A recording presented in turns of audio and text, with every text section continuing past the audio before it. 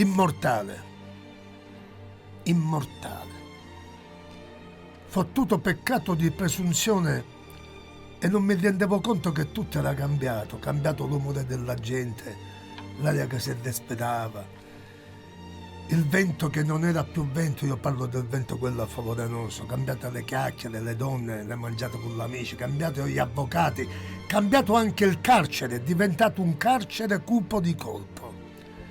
Si va avanti per fottere, non per essere fottuto. Dice, ma come è cominciato? Vabbè, quando tu sei in un quartiere dove tutte si annacano, tu sei nudo un mascato con niente, e devi stare al passo, ti devi dare da fare. Mi dicevano, Taneno, 200.000 lire, va ammazzare chi?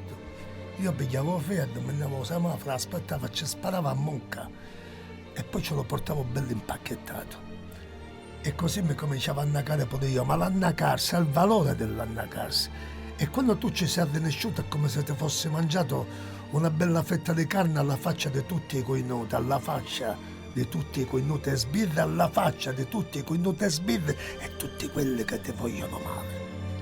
E così cresci e guadagni punti e medaglie, però dimentichi una cosa, che prima o dopo poi a bella, l'agguato, tu fanno pure a te.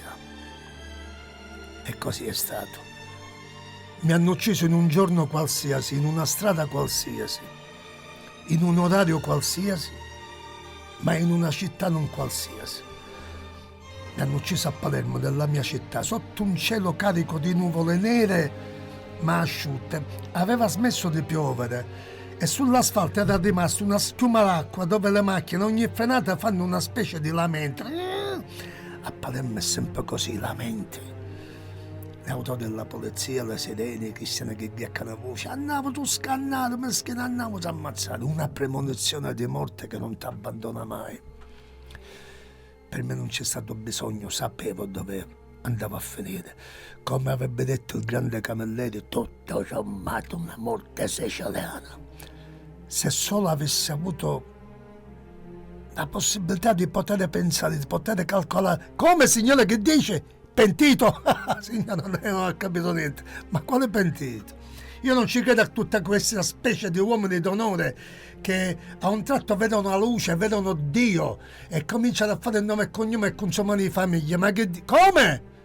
Paura? Io? Mai avuta paura.